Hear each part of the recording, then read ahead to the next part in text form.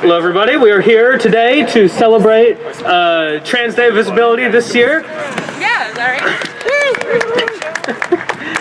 It's a holiday that is very important because in our current climate, trans people are further and further pushed out of the limelight. So we hope today that we can bring a little bit of sight to the stories of the trans people gathered here today to tell their stories, to tell the stories about their lives and about the lives of other trans people that they've met.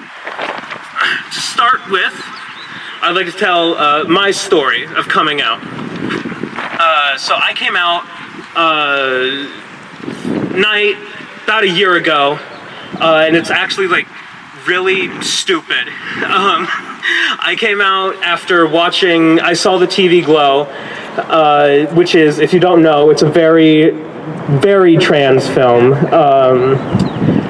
I'd been grappling with my gender for about 2 years at that point. I'd been cross-dressing for about a year, and it's just that night it all boiled over because of this one movie. I'd been acting a man for the past 17 years of my life, and then suddenly I decided to throw all of that away, and it was terrifying. I want you to imagine, if you could, moving to a different country for the first time, that culture shock, and how many things that you'd have to learn anew about yourself and your life before you could fit in, and you can start to maybe understand what it's like to change your gender. It's scary. This film, it spurred me on. I remember a lot of things from it, but I want to mention one particular thing. It's a shot near the end of the film, and the camera pans up over the sidewalk, and it says, written on it in pink, blue, and white chalk, it says, "There is still time." It is the core message of the film, and for the longest time before I saw it, I thought that it was a lie. I thought it wasn't true. How can I not, when everything is getting worse, when the trans suicide rate continues to grow, when the bills and hate against us continue to mount, and when the people meant to protect us are doing nothing? The hatred against us felt too great, the resistance too weak. I did not think that we would be allowed to exist in society for much longer. I thought I would be dead soon. For years, trans people have been screaming about how we are facing a genocide here in the United States, and it is just now that the world is acknowledging that. Now, when all but our most fundamental rights have been stripped away from us, and even those are being taken from us now, only now does the world open its eyes and see what is happening. So how could I think that there is still time when our time was and is being taken away from us so quickly? I was in that mindset for a very long time. That's why I took so long to come out. I saw the news, I saw the genocide, and I was terrified. I think that's reasonable. I think a lot of people here can probably relate to that, especially living in Iowa. I remember hearing about our civil rights protections being taken off the legislative body. I remember the Don't Say Trans bill passing. I remember hearing the announcement over the PA system in high school saying that trans people wouldn't be allowed to use the correct bathroom anymore. I remember how my trans friends cried the day after school, but for everyone else, it was just another day because they aren't trans, and they don't know what that means. And to me, it was just another reason to stay hidden. Because why show myself when showing myself is dangerous, when I remembered all my sisters murdered for being themselves, and I didn't want to end up the same? And maybe I wanted to kill myself. Maybe I thought about jumping or cutting or hanging. Maybe I did. But it was better to be suicidal than it was to be dead. I thought, like a lot of other trans people, that it was better to live a familiar life than to take a leap of faith. I told myself that I would come out in college, but I knew that I was lying to myself. I never thought I'd come out. I never thought that I would be happy.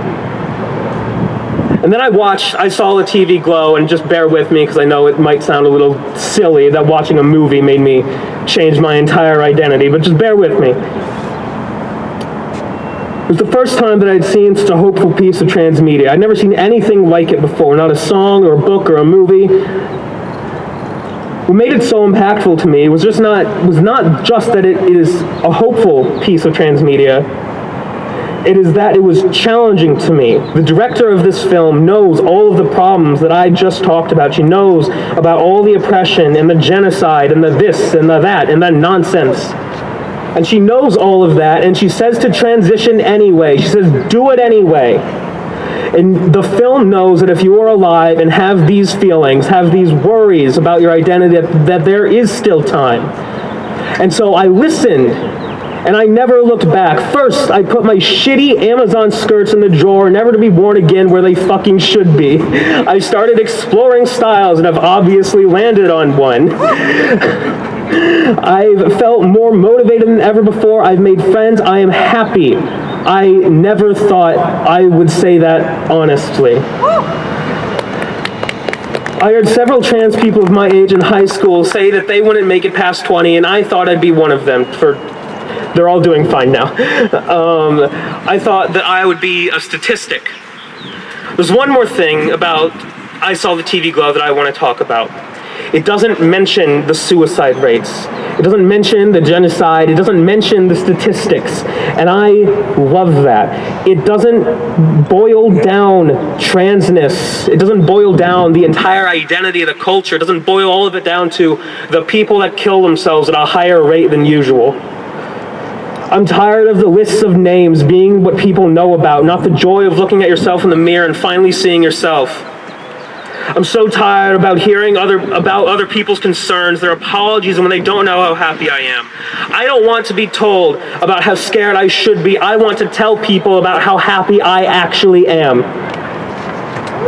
Because no matter how scared I am now for my future as a trans person in America, I would never go back in the closet. I'm never going back to the dull days because I'd rather have the dark ones, because at least with those, there must be the contrast of bright days. I live for those bright days, when I don't feel dysphoric, when all the stars align and everything goes right. Even without the days, the bright moments keep me going. All the days when everything is just getting worse, when the country and the state is taking away my rights, and I have friends with me to scream about it. When the bathroom ban was passed in high school, we didn't just cry. We put up flyers around the school. We printed out gender-neutral bathroom signs and put them up over the gendered ones.